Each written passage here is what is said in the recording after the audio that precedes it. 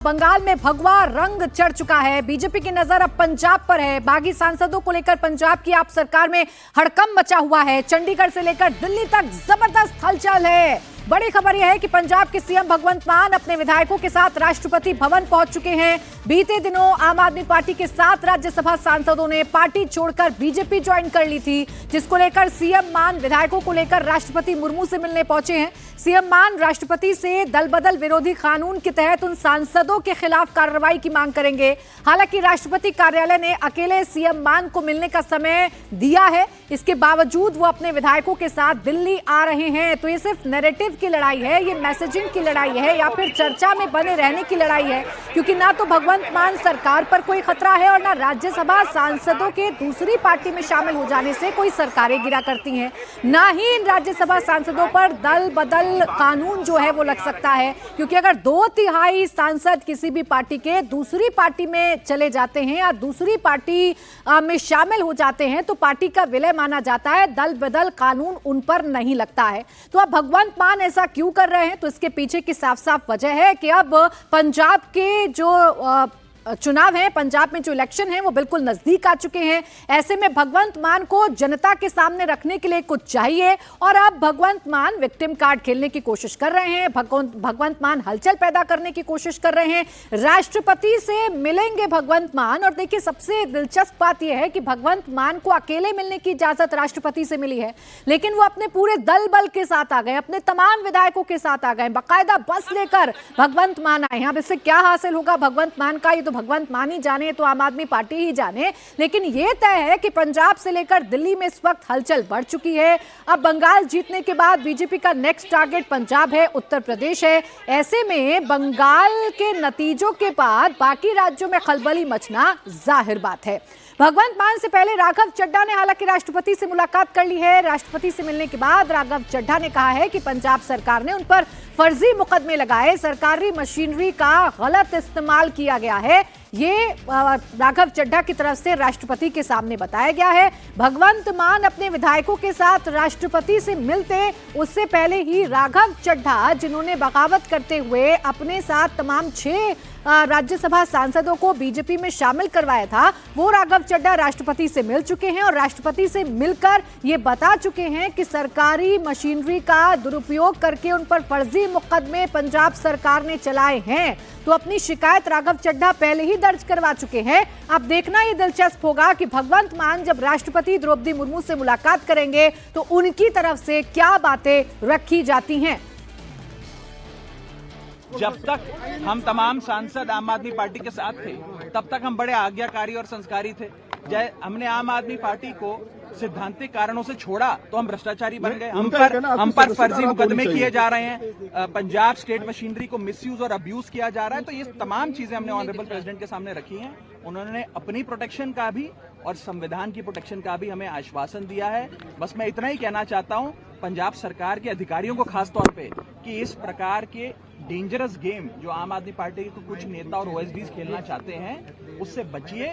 चंद महीनों की ये सरकार रह गई है, ये सरकार चली जाएगी, ये सब लोग शताब्दी में बैठ के दिल्ली आ जाएंगे। क्या आप संपर्क में इनका कोई भविष्य पंजाब में नहीं है। आप लोग अपनी नौकरी को और अपने पूरे करियर को जोखिम में मत डालिए, कानून और संविधान के साथ खड़े रहिए। विधायक संपर्क में आपके बड़ी जिम्मेदारी मिलने की उम्मीद नहीं, बस मैं अंत में इतना ही कहना चाहता हूँ कि आम आदमी पार्टी की एक राज्य में सरकार है और एक राज्य में पुलिस है उनके पास। भारतीय जनता पार्टी की 21 राज्यों में सरकार है और 21 राज्यों में उनके पास पुलिस है।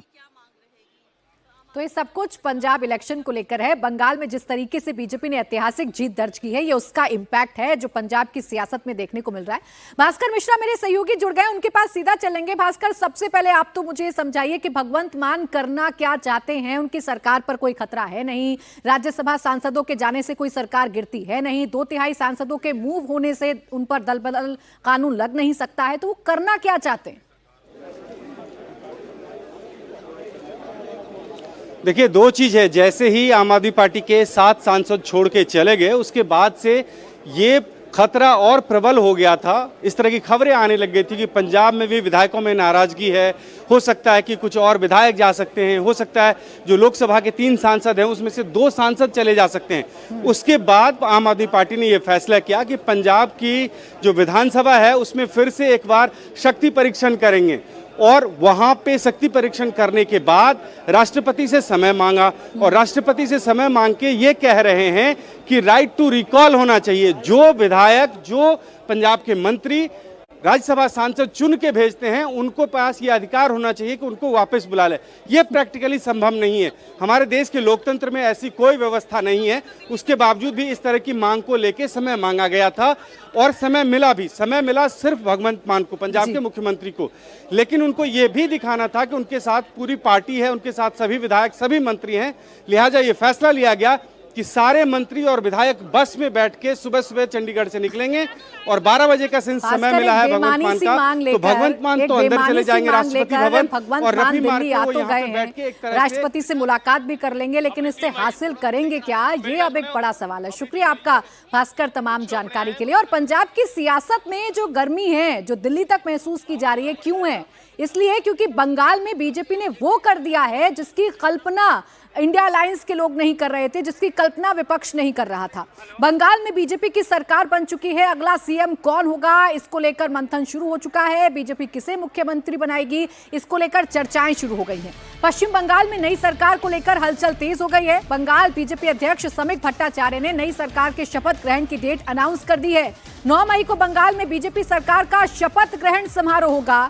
इस बीच नए सीएम की रेस में शुवेंदु अधिकारी सबसे आगे चल रहे हैं। इस समय कोलकाता में शुवेंदु बीजेपी दफ्तर में मौजूद हैं और कार्यकर्ताओं से मुलाकात कर रहे हैं। शुवेंदु अधिकारी जिन्होंने ममता का किला ढहा दिया, वो शुवेंदु अधिकारी जिन्होंने न सिर्फ 2021 में अपने घर पर नंदीग्राम में ममता बनर्जी को हराया, बल्कि 2026 में ममता के घर जाकर ममता बनर्जी को भवानीपुर में 15,000 वोटों से हराया है। वो शुवेंदु अधिकारी एक्टिव भी नजर आ रहे हैं, कॉन्फिडेंट भी नजर आ रहे हैं, उत्साह में भी नजर आ रहे हैं और उन्हीं का नाम है जिन्हें प्रबल दावेदार समझा जा रहा है पश्चिम बंगाल के सीएम के तौर पर। अब आज वो क्या कर रहे हैं? आज वो बीजेपी दफ्तर में मौजूद कार्यकर्ताओं से मुलाकात कर रहे हैं। जाहिर बात है, पश्चिम बंगाल में आजादी के बाद पहली बार बीजेपी की सरकार बन रही है, तो उन कार्यकर्ताओं का उत्साहवर्धन करना बड़ा जरूरी है, जिन्होंने मुश्किल हालातों में भी बीजेपी का साथ नहीं छोड़ा। मुश्किल हालातों में भी बीजेपी के लिए कार्यकर्ता ग्राउंड पर काम करते रहे। मुश्किल हालात में इसलिए कह रही हूं क्योंकि बीजेपी के कार्यकर्ता के तौर पर पश्चिम बंगाल में काम करना कभी आसान नहीं रहा। राजनीतिक हिंसाएं होती रही और कई बीजेपी के कार्यकर्ताओं के घर बर्बाद हो गए, कई बीजेपी के कार्यकर्ताओं की जानें चली गई। ये सब कुछ शुवेंदु अधिकारी जानते हैं, इसलिए आज बीजेपी दफ्तर में कार्यकर्ताओं के साथ मुलाकात कर रहे हैं।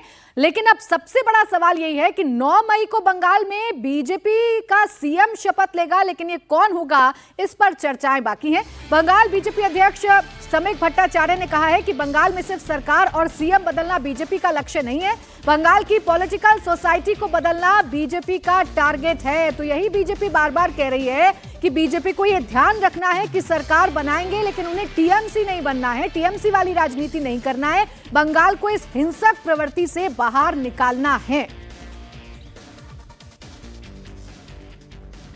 सारा देश में जश्न मनाया गया बंगाल का। ये क्षमा परिषद के भूमि पे क्षमा परिषद का सरकार बन रहा है। गंगोत्री से गंगा सागर तक जो सपना था हमारा सरकार बनेगा, हो गया। अंग बंग कलिंग हो गया। अभी हमारा सामने बहुत बड़ा चैलेंजेस है और उसको लेकर हम आगे। इतना बड़ा जीत, हमारा दायित्व भी उतना बड़ा है। सिर्फ एक सरकार बदलना, मुख्यमंत्री बदलना हमारा लक्ष्य नहीं था। हम लोग इस पॉलिटिकल सोसाइटी को बदलना चाहते हैं, जो सामाजिक बहुत्ववाद है, सोशल प्लूरलिज्म, उसको वापस लाना है। 9 में रविंद्रनाथ ठाकुर का जन्मदिन, उसी दिन में ये सरकार शपथ लेगी। अंग बंग और कलिंग ये फतह करने के बाद बीजेपी के ऊपर जिम्मेदारियां बढ़ी हैं। बीजेपी के नेता ये जानते हैं, इसीलिए 9 मई को बीजेपी की सरकार का गठन हो जाएगा। और प्राथमिकता क्या है बीजेपी सरकार की? प्राथमिकता ये है कि पश्चिम बंगाल में जो हिंसक प्रवृत्ति रही है, जिस तरीके का हिंसक राजनीतिक बैकग्राउंड रहा है, उससे पश्चिम बंगाल को मुक्ति दिलानी है। पश्चिम बंगाल में विकास करना है, महिलाओं से जो वादे किए हैं वो पूरे करने हैं। इसलिए 9 मई को बीजेपी की सरकार का शपथ ग्रहण होगा। और जाहिर बात यह है कि पश्चिम बंगाल में जब बीजेपी का शपथ ग्रहण समारोह होगा तो यह भव्य होगा, बड़ा होगा। इसमें बीजेपी शासित राज्यों के मुख्यमंत्री शामिल होंगे, खुद प्रधानमंत्री आएंगे, क्योंकि वादा करके गए हैं पश्चिम बंगाल की जनता से। अब बंगाल विजय में बीजेपी के राष्ट्रीय महामंत्री सुनील बंसल का भी बड़ा रोल है। वो बंगाल से दिल्ली के लिए रवाना हो रहे हैं। आज जब कोलकाता में उनसे नए मुख्यमंत्री को लेकर सवाल हुआ तो उन्होंने क्या जवाब दिया, ये सुनिए। कोई दिल्ली में बैठक होने जा रही है, ऐसा शुभेंदु अधिकारी को बुलाया। मुख्यमंत्री के बारे में क्या होगा? सभी को धन्यवाद। अभी आप कुछ मीटिंग बुलाया? कोई दिल्ली में बैठक होने जा रही है, ऐसा शुभेंदु अधिकारी को बुलाया गया। अभी ऐसा भी तय होगा तो बताएंगे जब भी आप होगा। दिल्ली जा रहे हैं सर? अब दिल्ली में कुछ मीटिंग है क्या? शुभेंदु अधिकारी भी जा रहे हैं सर? तो आपने देखा, सुनील बंसल इस सवाल को टालने की कोशिश तो कर रहे हैं। और यही बीजेपी की खूबी है, यही बीजेपी की खासियत भी है कि जब तक सीएम का नाम फाइनल नहीं होता है, जब तक सीएम के नाम पर विधायक दल की बैठक में मुहर नहीं लगती है, तब तक वो नाम सामने नहीं आता है। और बीजेपी अक्सर अपने फैसलों को लेकर जो है चौंकाती भी है जनता को। हालांकि अगर असम का इतिहास देखें तो हिमंता कांग्रेस से बीजेपी में शामिल हुए थे, काफी मेहनत उन्होंने की थी और बीजेपी ने काफी भरोसा उन पर जताया था और हिमंता को बीजेपी ने मुख्यमंत्री बनाया था। और इस बार हिमंता ने अपने चेहरे पर असम में कमाल करके दिखाया है। तो अगर इस हिस्ट्री को बीजेपी पश्चिम बंगाल में दोहराएगी तो नाम शुभेंदु अधिकारी का हो सकता है। बंगाल का नया सीएम कौन होगा, इसको लेकर हलचल तेज है। शुभेंदु अधिकारी का नाम सबसे आगे है। इस बीच शुभेंदु अधिकारी ने नया बयान दिया है। शुभेंदु अधिकारी ने सोशल मीडिया पर लिखा है कि बीजेपी अपने वादों को पूरा करेगी, सबको साथ लेकर एक स्वस्थ, सुंदर और उन्नत राज्य बनाएंगे। बंगाल के लोगों की सेवा करना नई सरकार का सबसे अहम मकसद होगा। तो शुभेंदु अधिकारी जिस तरीके से एक लीड चेहरे के तौर पर इस वक्त नजर भी आ रहे हैं। और शुभेंदु अधिकारी न सिर्फ आज कार्यकर्ताओं से मुलाकात कर रहे हैं, बल्कि पोस्ट भी उन्होंने एक लंबा चौड़ा किया है सोशल मीडिया पर और ये कहा है कि बीजेपी सरकार की प्राथमिकता क्या होने जा रही है। ओंकार सरकार मेरे सहयोगी इस वक्त जुड़ गए हैं। ओंकार, देखिए, बीजेपी को जो लोग जानते हैं, बीजेपी को जो लोग समझते हैं, ये बात उनको पता है कि जब तक विधायक दल की बैठक में नाम पर मुहर नहीं लगेगी, नाम सामने नहीं आएगा, सिर्फ अटकलें हैं। और इन अटकलों में सबसे प्रबल नाम या सबसे आगे दौड़ता हुआ नाम शुभेंदु अधिकारी का भी है। आज कार्यकर्ताओं से मिलना, पोस्ट करके बीजेपी सरकार की प्राथमिकता बताना इशारा कर रहा है कि शुभेंदु अधिकारी एक प्रबल दावेदार है। जी देखिए, शुभेंदु अधिकारी तो दावेदार है, लेकिन अभी तक विधायकों की जो बैठक है उस बैठक पे जब तक मोहर नहीं लगेगा तब तक ये नाम सामने नहीं आ पाएगा। हालांकि समीक भट्टाचार्य से ने भी मैंने बात किया था इस बारे में, तो समीक भट्टाचार्य का कहना है कि ये एक सिस्टमेटिक पार्टी है बीजेपी, और बीजेपी में तब तक ये नाम सामने नहीं आ पाएगा जब तक सभी को सब विधायकों के साथ बातचीत, पार्टी के जो उचित नेतृत्व है उनके साथ बातचीत, ये बातचीत होने के बाद ही तय हो पाएगा कि मुख्यमंत्री कौन बनेंगे बंगाल के आने वाले दिनों में। तो दावेदारी की बात किया जाए तो दावेदारी में सबसे आगे चलती हुई नजर आ रही है शुभेंदु अधिकारी, क्योंकि शुभेंदु अधिकारी जैसे कि देखा गया था ममता बनर्जी को नंदीग्राम में पहले हरा चुके हैं। इस बार जैसे कि देखा गया कि वो ममता बनर्जी के जो गढ़ माने जाते थे, यानी कि भवानीपुर क्षेत्र में वो 15,000 से भी ज्यादा वोटों से ममता बनर्जी को हराया है। तो ये कहीं ना कहीं ये एक अटकलें लगाया जा रहा है कि शुभेंदु अधिकारी पश्चिम बंगाल के आने वाले दिनों में मुख्यमंत्री बन सकते हैं, क्योंकि वो सबसे बड़े दावेदार है। क्योंकि लगातार देखा गया है कि ममता बनर्जी के खिलाफ, अभिषेक बनर्जी के खिलाफ, उनके जितने भी भ्रष्टाचार है उनके खिलाफ लगातार शुभेंदु अधिकारी वोकल थे, लगातार जमीन को कस के पकड़े हुए थे और लगातार अलग अलग जगह पे जाके ममता बनर्जी का पिछले 15 सालों में जो भ्रष्टाचार किया गया, जितने भी महिलाओं के साथ अत्याचार किया गया, उन पर लगातार जोर लगाए शुभेंदु अधिकारी। तो ये तो काफी साफ है कि शुभेंदु अधिकारी एक दावेदार है। हालांकि जब तक ये मोहर नहीं लग जाता तब तक ये कह पाना मुश्किल है, गृह मंत्री अमित शाह का उन्हें दो तरफ से सीटों क्या से रणनीति लड़ाना और फिर भवानीपुर में शुभेंदु के नामांकन के दौरान मौजूद रहना और वहीं से ऐलान करना कि वो पश्चिम बंगाल में 15 दिन कैंप करने वाले हैं, भव्य रोड शो करना, संकेतों को पढ़ें तो शुभेंदु अधिकारी एक प्रबल दावेदार, एक प्रमुख चेहरा नजर आते हैं, लेकिन ये बीजेपी है, अपने फैसलों से चौंकाती है, तो थोड़ा इंतजार हमें करना होगा। शुक्रिया ओंकार तमाम जानकारी के लिए। तो शुभेंदु सीएम बनने की तैयारी कर रहे हैं, तो उधर ममता बनर्जी अपनी हार स्वीकार नहीं कर पा रही हैं, अपनी हार से बौखला गई हैं। ममता का पब्लिक खुलेआम विरोध भी कर रही है। ममता बनर्जी के खिलाफ बीजेपी समर्थकों ने जय श्री राम के नारे लगाए। कल शाम शेखावत काउंटिंग सेंटर पहुंची ममता के सामने शुभेंदु अधिकारी जिंदाबाद के नारे लगे। ममता बनर्जी वापस जाओ के नारे भी ममता के सामने लगाए गए।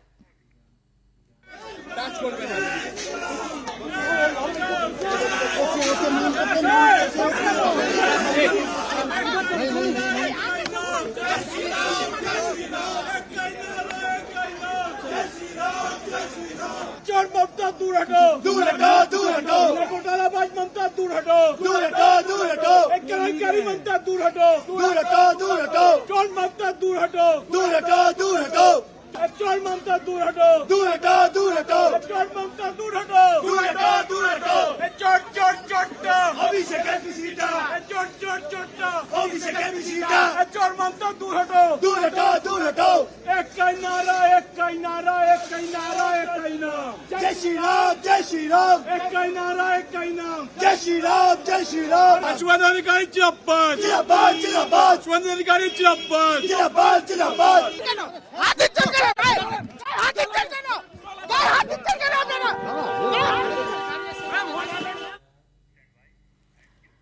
तो बीजेपी के समर्थक, बीजेपी के कार्यकर्ता ममता बनर्जी का विरोध कर रहे हैं। जिस जय श्री राम के नारे को लेकर पश्चिम बंगाल में कभी विवाद हुआ करता था, आज पूरे पश्चिम बंगाल में जय श्री राम की गूंज और भगवा रंग देखने को मिल रहा है। अब ममता बनर्जी की हार बड़ी क्यों है? क्योंकि ममता बनर्जी सिर्फ बंगाल नहीं हारी, अपनी सीट, अपना गढ़, अपना घर भी नहीं बचा पाई हैं। भवानीपुर में ममता बनर्जी को शुभेंदु अधिकारी ने 15,105 वोटों से शिकस्त दी। ममता को हराने के बाद शुभेंदु अधिकारी ने कहा कि ममता का राजनीतिक संन्यास हो गया है। शुभेंदु अधिकारी ने कहा कि भवानीपुर के हिंदुओं ने उन्हें खुलकर वोट दिया। शुभेंदु ने लेफ्ट का वोट भी अपने पक्ष में ट्रांसफर होने की बात कही। साथ ही उन्होंने राजस्थान के राजेंद्र राठौर और गुजरात से आई टीम का विशेष रूप से धन्यवाद भी दिया। ममता बनर्जी का हराना बहुत जरूरी था।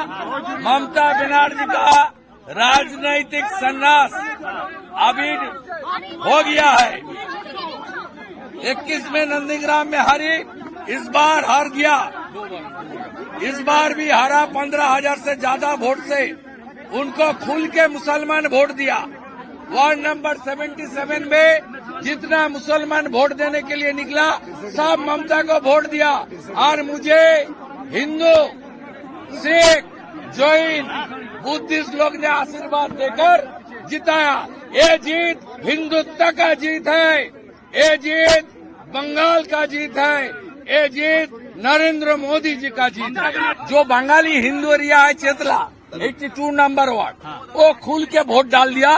और सीपीएम का जो लूथ सपोर्टर है, हिंदू सपोर्टर, सब लोग वोट किया। सीपीएम का 14,000 वोट था भवानीपुर में, वो कम से कम 10,000 वोट मुझे ट्रांसफर कर दिया।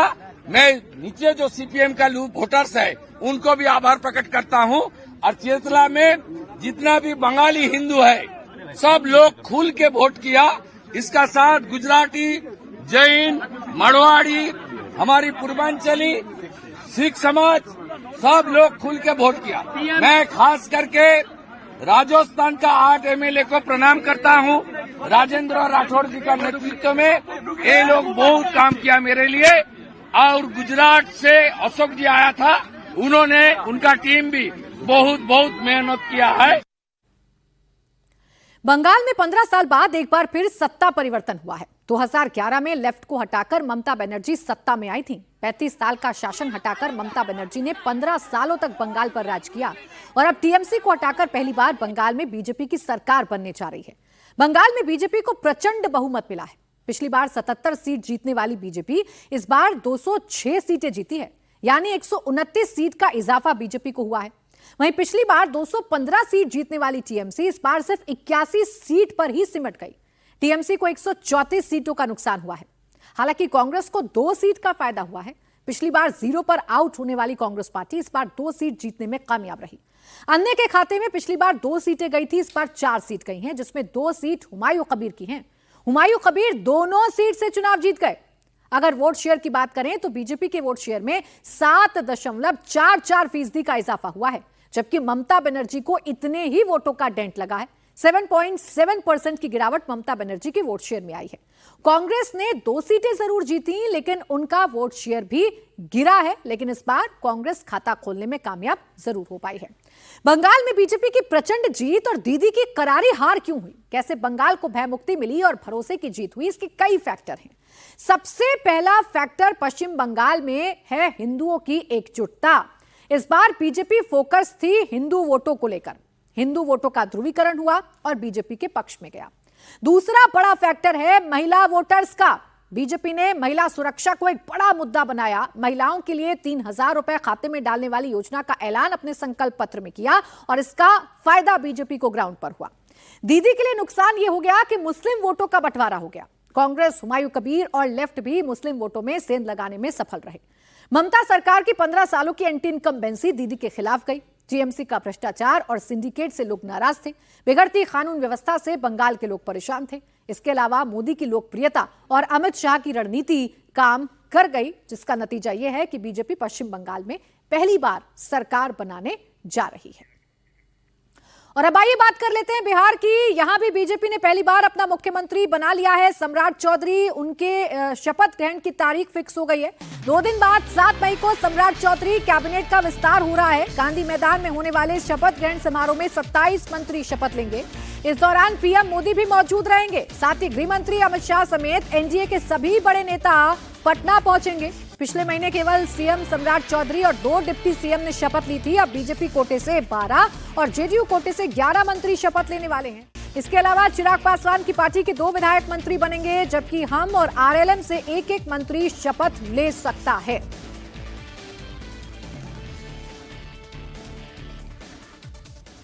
गांधी मैदान में 7 मई को मंत्रिमंडल का विस्तार होगा। सम्राट चौधरी जी के मंत्रिमंडल का, जिसमें विश्व के सबसे लोकप्रिय नेता, देश के यशस्वी प्रधानमंत्री आदरणीय नरेंद्र मोदी जी, भाजपा के राष्ट्रीय अध्यक्ष नितिन नवीन जी, गृह मंत्री आदरणीय अमित शाह जी, पूर्व राष्ट्रीय अध्यक्ष और देश के स्वास्थ्य मंत्री आदरणीय जेपी नड्डा जी, हमारे बिहार के एनडीए के प्रधानमंत्री अंग बंग और कलिंग का जिक्र करते हैं। इसमें अंग यानी बिहार भी बहुत इंपॉर्टेंट है, क्योंकि यहां भी ऐसा पहली बार हुआ है जब बीजेपी का अपना मुख्यमंत्री बना है, और वो हैं सम्राट चौधरी, जो 1 महीने पहले शपथ ग्रहण कर चुके हैं। अब अपने कैबिनेट विस्तार उनका होगा और जो कैबिनेट मंत्री हैं वो शपथ ग्रहण करेंगे। शपथ ग्रहण समारोह को लेकर पटना के ऐतिहासिक गांधी मैदान में क्या तैयारी चल रही है, और इसको लेकर हमारे संवाददाता नीतीश चंद्रा की एक रिपोर्ट आपको दिखाते हैं। बिहार में मंत्रियों का शपथ ग्रहण 6 मई को होना है।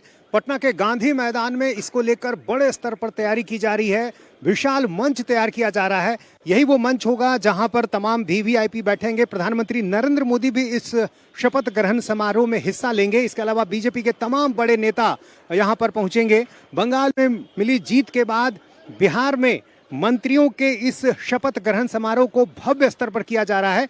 और यहाँ पर आगे के हिस्से में देखिए 3 बड़े बड़े पंडाल यहाँ पर तैयार किए जा रहे हैं, और ठीक मैदान के पीछे के हिस्से में प्रधानमंत्री नरेंद्र मोदी का जो हेलीकॉप्टर है वो लैंड करेगा। पटना एयरपोर्ट जब वो पहुंचेंगे, वहां से हेलीकॉप्टर के जरिए वो सीधे गांधी मैदान में लैंड करेंगे। और पूरा मैदान चूंकि लोगों से खचाखच भरा होता है, इससे पहले भी यहाँ पर शपथ ग्रहण समारोह जब हुआ है, तो ऐसे में सुरक्षा को लेकर भी बड़े स्तर पर तैयारी की जा रही है।